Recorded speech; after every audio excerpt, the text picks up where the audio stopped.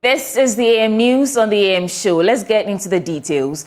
Now, former President John Dramani Mahama, who's initiated the Tamni Dam project, says he's prepared to complete that and other project when voted into power. The dam was to serve as an intervention to halt the drift of young people in the Upper East region to the south in search of non-existent jobs. But the project, expected to put thousands of farmlands under irrigation, has progressed slowly for about 6 years now. Nanaya Ojima has more in the following report. The vegetable farmers have found innovative means of using water from the Tamni irrigation dam for their farms, despite delayed completion.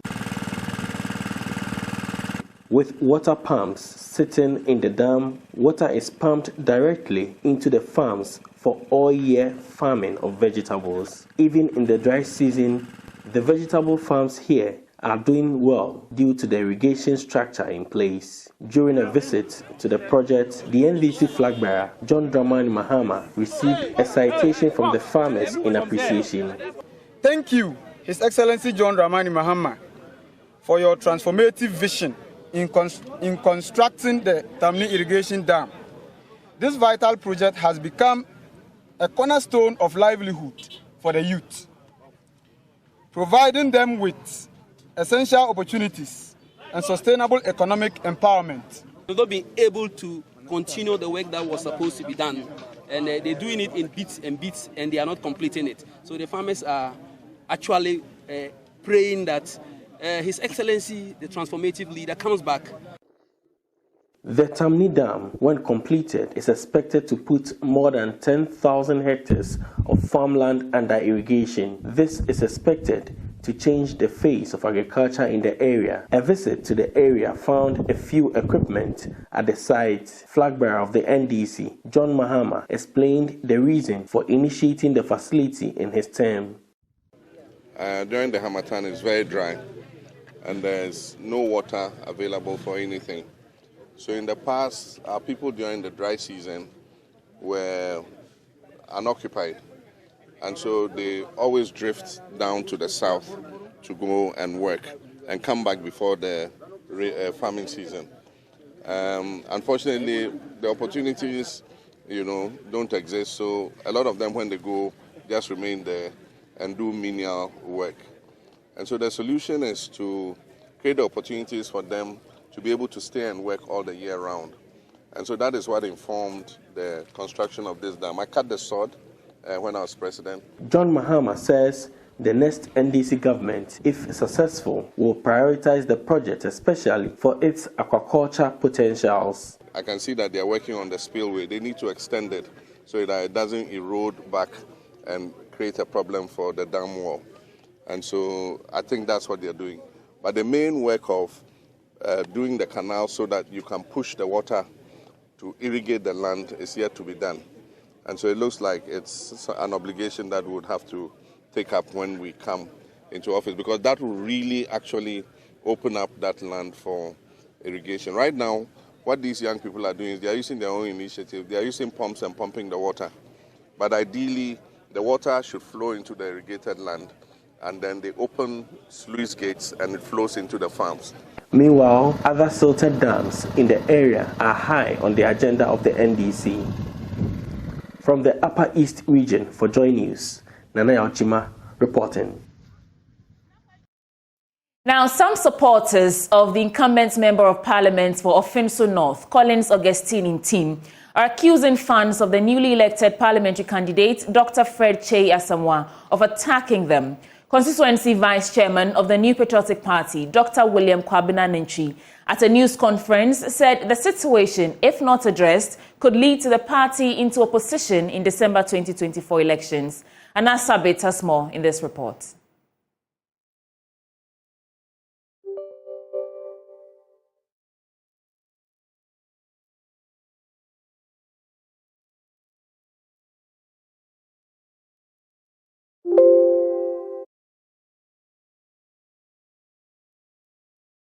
We'll bring you that report later, but moving on, heads of some low-cost schools in northern Ghana have called for equity in payment of school fees. They're worried about having to pay some fees as other high-cost schools.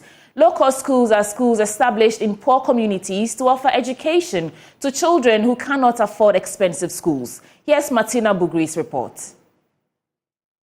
The Advancing Partnership for Improved Learning is a 5-year program aimed at improving learning outcomes for schools through teacher development and training, whilst increasing access to financing for low-fee private schools. The U.S. government-sponsored program is targeting low-cost private schools in northern Ghana.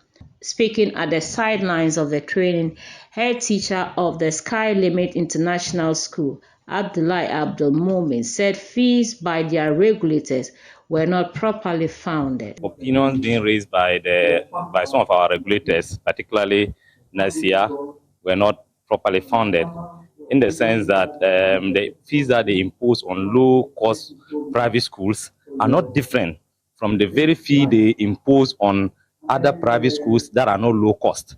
So I think that there should be a positive discrimination in terms of reducing the fee imposed on low-cost private schools. The General Secretary for the Ghana National Association of Private Schools, Justice King Essel, said attention has always been on the general private school, but the time has come for issues of low-cost schools be brought to bear.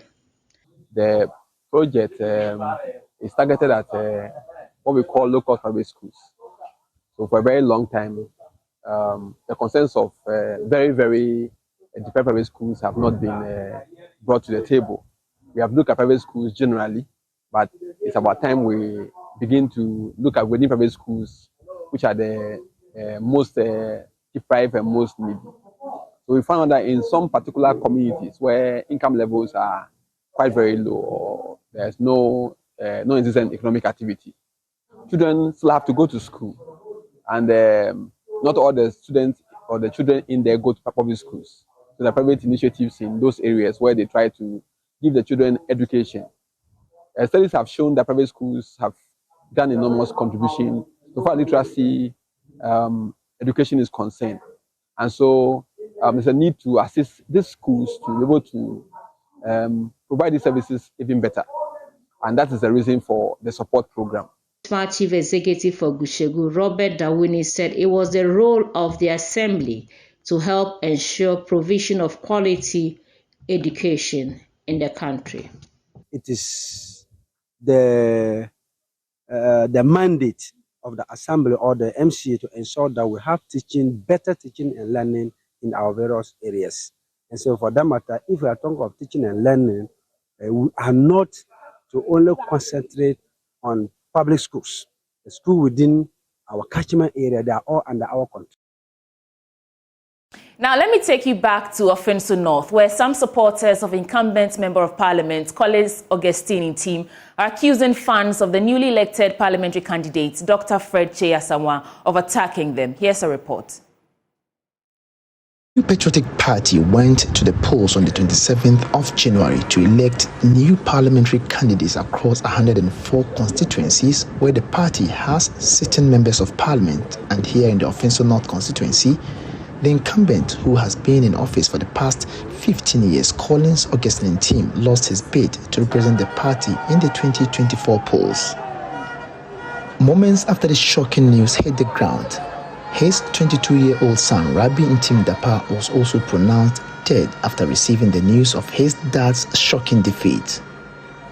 Even before the elections, there were signs of a turmoil with both supporters of the incumbent and the newly elected PC, pointing accusing fingers at each other.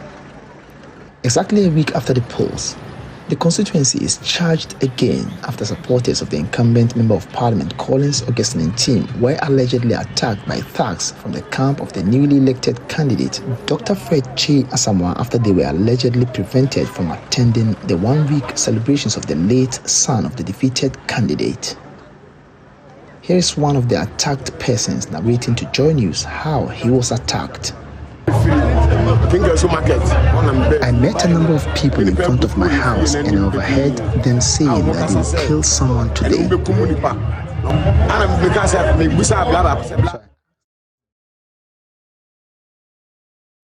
In other stories, more than 1,000 aged men and women in the Wild West districts of the Upper West region have benefited from a free medical outreach and donation of food staff by non-governmental organization Glazoya Help Foundation. Some of the beneficiaries who had been sick and bedridden at home were transported for the exercise. Speaking to JoyNews, founder of Glazoya Help, Gladys Zoyari, called for support and partnership from public and benevolent organizations to take care of the medical needs of the aged. Rafiq Salam reports from Wa. A little over 1,000 people, mostly aged men and women, drawn from over 100 communities in the Wild West district of the Upper West region, benefited from the free medical screening and medication at Nyole.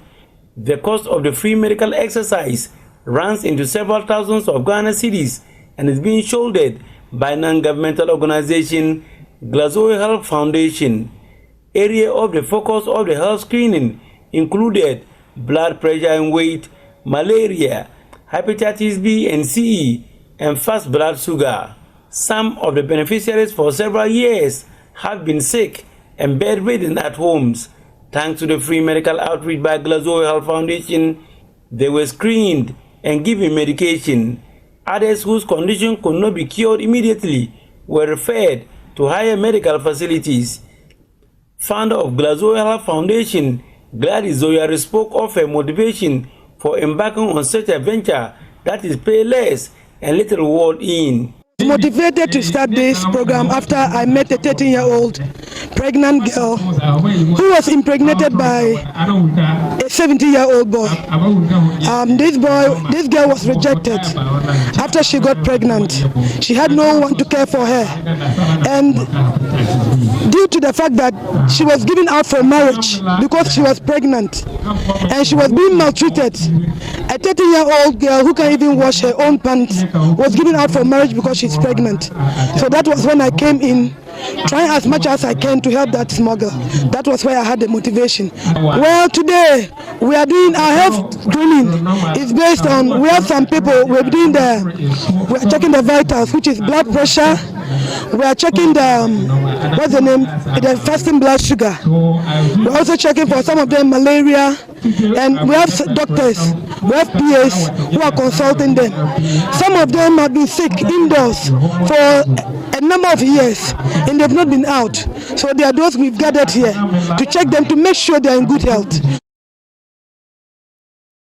Apart from the health screening, they were also given some food stuff. Mostly, when it's time for the donation, we mostly go out to people soliciting for funds, and there's food you've seen here are donations from other people who really wants to give us. So we've gathered everything together.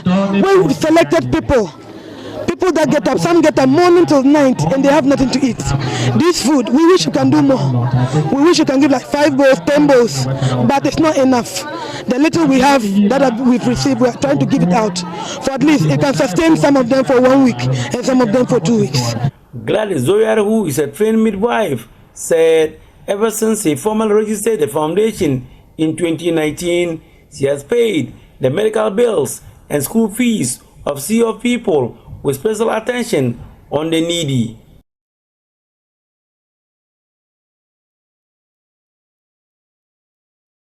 I've laid down my life to help people. Besides my profession as a midwife, I've decided to dedicate myself to help the needy. Meaning that anyone who has no one they call to when they need help knows very well that there is a nimbalaness in code, which means that the nurse of the vulnerable. They know that if no one will even listen, but the nurse of the vulnerable will listen to them. I'm really proud of the lane.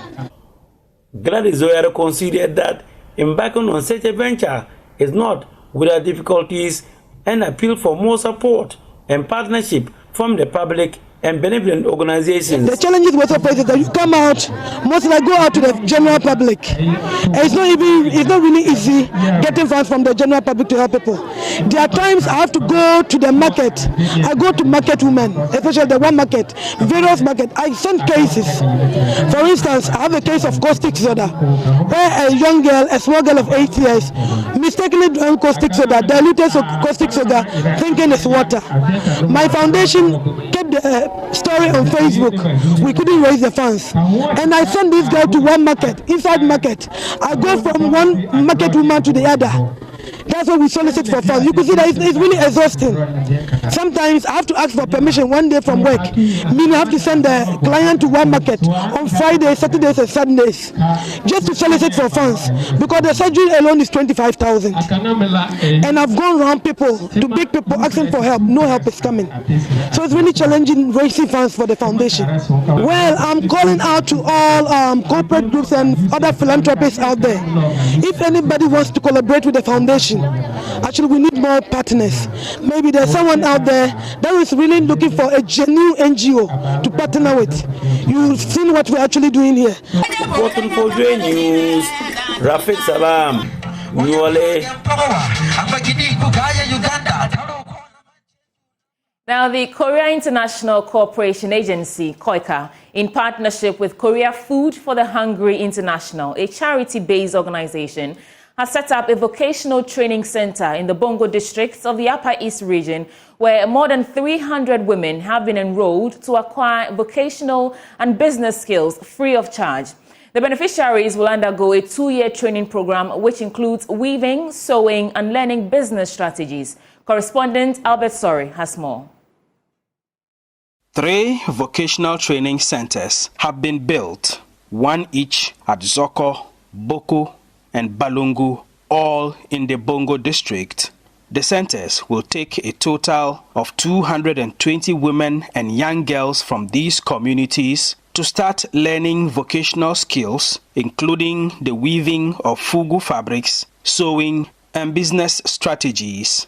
The projects are funded by the Korea International Cooperation Agency, KOICA, in partnership with the Korea Food for the Hungry International, KFHI, an NGO working to raise awareness of poverty and hunger around the world. This project seeks to not only support the vulnerable, but also set a chance to transform creative mind to excel in both skills and business strategy in the future. So to generate income, which can be achieved through cooperation and support from their family and communities. This is the Zoko Vocational Training Center, built and equipped with all the necessary logistics for the effective training of the beneficiaries. It also comes with a playroom for infants to make it easier for those of the trainees who are mothers to concentrate on their work. This facility has been replicated in the 2 other communities.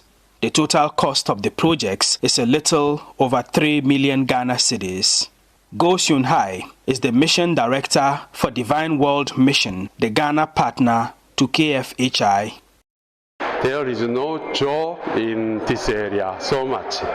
So the youth, young people, they have no hope. So I wish, please everybody, this community, help together and develop our village, and especially youth.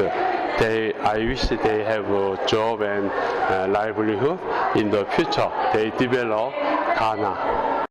The number of beneficiaries include 160 from the Boko community and 80 each from Zoko and Balungu.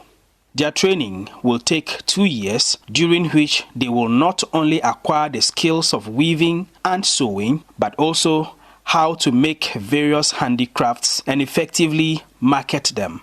The training will be free of charge to these women and young girls, as the cost of their training will be covered by the funding agency KOICA. We will support this project until 2025. We started this project because the woman doesn't have the opportunity to learn the sewing and the weaving skill, especially in the Bongo district. For the assuring the sustainability, we need a lot of support from the community and the family. We need a lot of support from the district governments. The beneficiaries were excited by the opportunity they had been given. After SHS, there wasn't any work. my results are there, but they are not picking us. So therefore, when they brought this thing, I dream it necessarily that if I come and I'm given the opportunity, I'll be able to focus on it. And when I'm done with this, I hope I'll be able to weave a bag, a glove, and some of sandals and other materials. After I finish the SS, I don't have any work to do. That's why we are doing this. We are happy that we are seeing this work. I'm happy that they're giving us this work so that I can even help myself if I'll get something small from it to help my husband. Paramount Chief of the Bongo traditional area, Naba Baba Salifu Lemyarum, said the benefits of this project to the people were enormous. Sometimes I don't want to say we are poor, but you can't hide it. So all what we think we can do to fight our poverty is through education and vocational training. We are currently handling our girls. And I want to say that our boys should not be left out.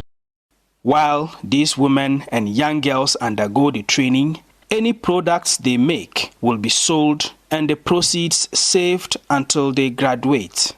The saved funds will then be used to help start them up in their own businesses. For JoyNews, Albert Sorry, Zoko, Bongo District. That's how we wrap up for AM News on the AM show. But still to come, Benjamin Akakpo will be here to do the news review, and he's joined by NDC parliamentary candidate-elect for South Tongu, Maxwell Lukuto. And later after that, we'll get into the big stories. This is the AM show. Keep watching.